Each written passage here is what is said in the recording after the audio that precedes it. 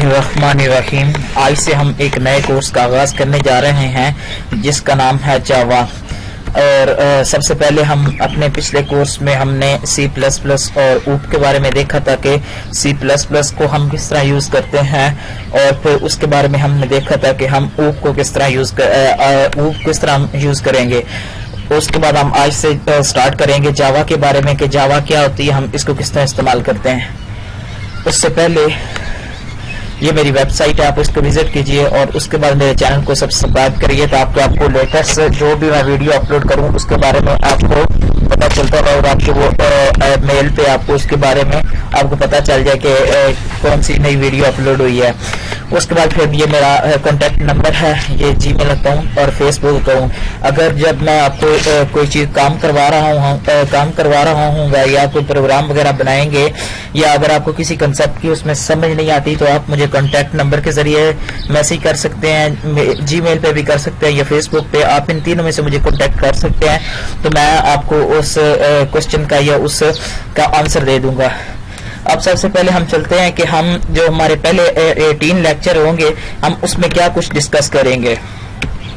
सबसे पहले हम आज इस ट्यूटोरियल में हम देखेंगे जावा की फीचर क्या होते हैं, और उसके बाद नेक्स्ट ट्यूटोरियल में दूसरे में हम देखेंगे सॉफ्टवेयर इंस्टॉलेशन जैसे कि JDK और JRE और नेटबीन को हम किस तरह इंस्टॉल करते हैं। उसके बाद हम ऊप के बेसिक कंसेप्ट डिस्कस करेंगे। उसके बाद फिर बेसिक स्ट्रक्चर जो जावा का है हमें हर प्रोग्राम के लिए लिखना पड़ता है उसके बारे में देखेंगे।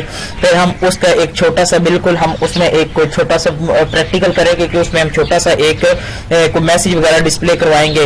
उसके बाद फिर हम डाटा टाइप्स के बारे में देखेंगे कि हमारे पास जावा में कौन कौन सी नई डाटा टाइप हैं और कौन कौन सी डाटा टाइप इसमें इस्तेमाल करते हैं। और उसके बाद फिर हम टाइप कन्वर्जन जिसमें हम देखेंगे कि हमारे टाइप कन्वर्जन हम देखेंगे। उसके बाद हम पैकेजेस को इंपोर्ट और पैकेजेस इंपोर्ट की पैकेज कीवर्ड, इंपोर्ट कीवर्ड और न्यू कीवर्ड के बारे में हम डिस्कस करेंगे। उसके बाद फिर हम क्या करेंगे, हम इनपुट फ्रॉम यूजर किस तरह ले सकते हैं। उसके बाद all about if else statement with example, all about switch statement with example, conditional structure with example, loops के बारे में देखेंगे। उसके बाद jumps in loops with example देखेंगे, क्लास। फिर उसके बाद हम जब हमारा ये सारा कुछ खत्म हो जाएगा फिर हम देखेंगे क्लास और ऑब्जेक्ट इन क्रिएटिंग क्लास हम किस तरह कर सकते हैं, और उसके बाद हम ऑब्जेक्ट किस तरह क्रिएट कर सकते हैं। और फिर हम नेक्स्ट देखेंगे स्टैटिक कीवर्ड क्या होता है जावा में, और असेस मॉडिफायर हम कौन कौन से हमारे पास असेस मॉडिफायर है, हम उनको किस तरह इस्तेमाल कर सकते हैं। अब सबसे पहले हम चलते हैं कि हम इंट्रोडक्शन टू जावा। अब इंट्रोडक्शन टू जावा में हम देखते हैं सबसे पहले कि जावा एक ऑब्जेक्ट ओरिएंटेड लैंग्वेज है। जावा और ऑब्जेक्ट ओरिएंटेड लैंग्वेज से मुराद ये है कि हम इसमें जो भी काम करेंगे हम उसमें क्लासेस और ऑब्जेक्ट का यूज करेंगे। अब जावा में हमें अगर कोई भी छोटा से छोटा भी काम करवाना हो, अगर मान लीजिए कि हमें एक कोई मैसेज प्रिंट करवाना है तो मैसेज फर्स्ट करो कि वेलकम टू माय वेबसाइट या वेलकम टू जावा। अगर हमें ये छोटा सा एक प्रोग्राम बनाना है तो हमें क्या करना पड़ेगा, हम उसके लिए क्लास और उसमें ही ऑब्जेक्ट बनाने पड़ेंगे। इसलिए हम इसको बोलते हैं कि जावा एक ऑब्जेक्ट ओरिएंटेड लैंग्वेज है। और जिस C++ प्रोसीजरल लैंग्वेज है कि इसमें हम विदाउट एनी क्लास और हम इसमें विदाउट क्लास हम फंक्शन भी बना रहे थे, हम कंडीशन वगैरह भी बना रहे थे, इफ एल्स यूज कर रहे थे, लूप्स वगैरह यूज कर रहे थे, स्ट्रक्चर यूज कर रहे थे। इसमें ऐसी चीज नहीं है जावा में।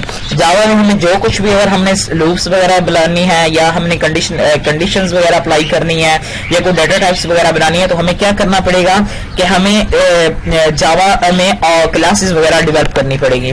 उसके बाद सबसे पहले इसको जेम्स गॉसलिंग और उसकी टीम ने 1991 में सन मैक्रो सिस्टम में इसको डेवलप किया था। उसके बाद जो इसका पहला नेम था जो उसको पहले इसके लिए सजेस्ट किया गया था कि हम इसका पहला नाम क्या रखेंगे, वो ओक था, OAK। तो लेकिन इसके नाम पे जो है ना कोई चीज पहले ही से रजिस्टर थी। आपको पता है जब कोई पहले रजिस्टर हम उस अगर कोई चीज रजिस्टर है हम उसके नाम पे कोई नई चीज नहीं बना सकते। इसलिए फिर उसके बाद में हम उन्होंने इसका नया नाम उन्होंने सोचा कि ये इसका नया नाम हम जावा रखेंगे। लेकिन इसका पहला एडिशन जो रिलीज हुआ उसमें वो 1995 में जावा 1.0 डेवलप हुआ। और हम इस जो कोर्स में हम देखेंगे, हम इस कोर्स में जो इसके बेसिक है ना ऐसी जिसको हम बोलते हैं कि कोर, जो इसके हर जावा जो भी हम जावा सीखेंगे उसके लिए जो मेजर पॉइंट है वो हम इसमें डिस्कस करेंगे। आज हम देखते हैं कि साथ फीचर ऑफ जावा क्या है। अब फीचर ऑफ जावा से मुराद ये है कि जावा एक ऑब्जेक्ट ओरिएंटेड लैंग्वेज है कि इसमें हमने जो भी काम करना है वो ऑब्जेक्ट की बेस पे करना है, कि हमें क्लासेस बनानी पड़ेंगी और उसके बाद हमें ऑब्जेक्ट वगैरह बनाने पड़ेंगे। इसलिए हम इसको बोलते हैं कि ये हमारे पास क्या है कि ये हमारे पास ऑब्जेक्ट ओरिएंटेड लैंग्वेज है। उसके बाद नेक्स्ट क्या है कि ये हमारे पास सिंपल है। ये सिंपल हमारे पास इसलिए है कि हम इसमें क्या काम कर सकते हैं कि हम इसमें जो भी काम करना है वो ऊप की बेस पे करना है, ऑब्जेक्ट ओरिएंटेड लैंग्वेज की बेस पे करना है। और हमने पहले आपको पता है कि हमें पहले ऊप का कंसेप्ट वगैरह है, इसलिए हमारे पास इसके जितने भी तकरीबन कंसेप्ट हैं वो इस ऊप जावा के जितने भी तकरीबन कंसेप्ट है वो ऊप के साथ रिलेटेड है। और उसके बाद फिर हम क्या कर सकते हैं, ये हमारे लिए इजीली अंडरस्टैंड है, इसलिए हम इसको बोलते हैं ये हमारे पास एक बिल्कुल सिंपल एंड इजी लैंग्वेज है। लेकिन ये इजी लैंग्वेज इसको हम नहीं कह सकते, सिर्फ इसको सिंपल कह सकते हैं कि हमें इसको जावा का हमें कुछ कंसेप्ट वगैरह है, इसलिए हमारे ये जावा जो है इसके पास ऊप के साथ रिलेटेड है। उसके बाद हमारे पास एक चीज है कंपाइल एंड इंटरप्रेटेड। अगर आप देखोगे हम जब C++ और ऊप हम पिछले ट्यूटोरियल्स में हम देख रहे पिछले कोर्स में देख रहे थे कि हमें उसे कंपाइल करना पड़ रहा था। जब कंपाइल करते हैं तो वो क्या करता है कि वो हमारे सोर्स कोड को मशीन कोड के अकॉर्डिंगली उसको कन्वर्ट कर देता है। ये हमारे पास कंपाइल क्या करता है, उसके बाद उसको कन्वर्ट करता है और उसको परमानेंटली उसको सेव कर देता है। और इंटरप्रेटेड क्या करते, कंपाइल की आपको समझ आ गई कि हमारे पास कंपाइल क्या कर रहा है, हमारे सोर्स कोड को जो उसको मशीन लैंग्वेज के दौरान कन्वर्ट कर देता है। और उसके बाद जो इंटरप्रेटेड है वो क्या काम करता है, वो हमारी इसको सेव कर देता है। लेकिन ये हमारी इंटरप्रेटेड क्या करता है, उसको सेव नहीं करता, उसको क्या काम करता है, उसको जो हमारे पास सोर्स कोड होगा उसकी 1/1 लाइन जो होगी उसको आगे वो उसके ऑपरेटिंग सिस्टम के हवाले करेगा कि इसमें हमारे पास सेव नहीं करता, सिर्फ उसको कन्वर्ट वगैरह करता है। उसके बाद फिर अब देखें तो हमारे पास जावा में हमारे पास क्या करना पड़ता है, हम जावा का जो भी हमारे पास कोई बेसिक जो भी हमारे पास फाइल होगी हम उसको कंपाइल भी करेंगे और उसके बाद उसको इंटरप्रेटेड इंटरप्रेट भी करेंगे। अब हमारे पास इसमें हमारे पास इनका डिफरेंट पर्पज है, हम इसको किस लिए इस्तेमाल करते हैं मैं अभी आपको वो बताता हूँ। सबसे पहले हमारे पास कोई भी जावा की फाइल होगी, फिर हमें उसे क्या करना पड़ेगा, सबसे पहले हम उसको कंपाइल करते हैं। जब हम उसको कंपाइल करते हैं तो कंपाइल करने के बाद हमारी जो फाइल नई बनती है वो क्या होती है कि वो हमारी क्लास फाइल हम उसको बोलते हैं, या फिर हम उसके बाद उसको बाइट कोड बोलते हैं। अगर हमारे पास मान लीजिए कि जावा फाइल है हमारे पास कोई, उसके अंदर एक से ज्यादा क्लासेस हैं, तो ये जो हमारे पास बाइट फाइल या क्लास फाइल बनेंगी ये उतनी ही बाइट क्लास या क्लास फाइल बाइट कोड या उतनी ही क्लास फाइल हमारी बनेगी। अब ये हमारे पास ये जो बेसिक है, ये हमारे पास ये जो बाइट कोड है, ये क्लास फाइल है, ये क्या है कि ये हमारे पास ऑपरेटिंग सिस्टम इसको इजीली अंडरस्टैंड नहीं कर पाता। अब ये ही हमारे पास अगर आपका कोई आपने अगर कोई प्रोग्राम वगैरह बनाया है, अगर आपसे कोई दोस्त आपसे करता है कि यार मुझे वो प्रोग्राम दो, तो आप सिंपली क्या करोगे, आप उसको ये बाइट कोड या उसका ये क्लास फाइल दोगे और उसके बाद उसके अंदर जेडीके या JRE होगा, वो उसके अंदर उसको रन करेगा और फिर उसकी जो उसके पास ऑपरेटिंग सिस्टम होगा उसके मुताबिक उसको रन करेगा। अब हमारे पास देखते हैं कि हमारे पास ये जो इंटरप्रेट क्या करता है कि हमारे पास ये जो बाइट कोड या ये जो हमारे पास क्लास फाइल है इसको क्या करना है, हमने इंटरप्रेट करना है। अब ये जब इंटरप्रेट होगी तो ये फिर आपके सिस्टम के अकॉर्डिंगली मशीन कोड में कन्वर्ट करेगी। अब हमारे पास इसमें मैं नेक्स्ट फीचर में आपको इसका एक्सप्लेन करूंगा, ये हमारे पास क्या हमारे पास इसका बेनिफिट्स क्या है। तो अभी सिर्फ आप ये जरा में रखिए कि हमारे पास क्लास इसमें जावा फाइल हमारी होगी, फिर उसको उसने कंपाइल करना है, उसको बाइट कोड में उसको जनरेट करना, उसके बाद इस बाइट कोड को हम इंटरप्रेटर के जरिए हम इसको मशीन कोड में कन्वर्ट करेंगे। अब इसका नेक्स्ट जो फीचर है ये हमारे पास क्या है कि ये प्लेटफॉर्म इंडिपेंडेंट एंड पोर्टेबल है। अब इसका मतलब क्या है प्लेटफॉर्म इंडिपेंडेंट एंड पोर्टेबल का।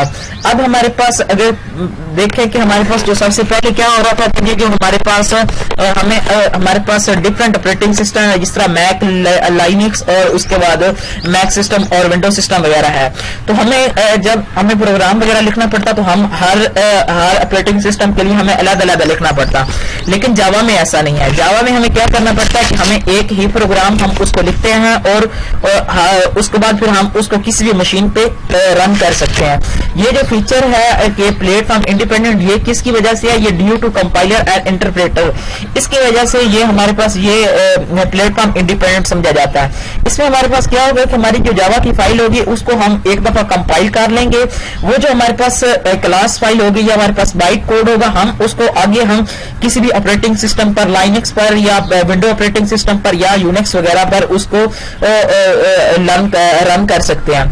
उसके बाद फिर हमारे पास क्या है कि हमारे पास इस वजह से हम इसको बोलते हैं कि ये हमारे पास प्लेटफॉर्म इंडिपेंडेंट है। एंड पोर्टेबल का मतलब ये है कि हर ऑपरेटिंग सिस्टम के लिए ये काम कर सकती है। और उसके बाद हमारे पास इसमें क्या करते हैं कि हमने एक दफा इसको लिख ले, हमने अगर कोई जावा की एक दफा फाइल लिख ली है, उसके बाद फिर हम इसको किसी भी मशीन पर कन्वर्ट रन करवा सकते हैं, जिस तरह मैक सिस्टम है, विंडो ऑपरेटिंग सिस्टम है, लाइनक्स सिस्टम है।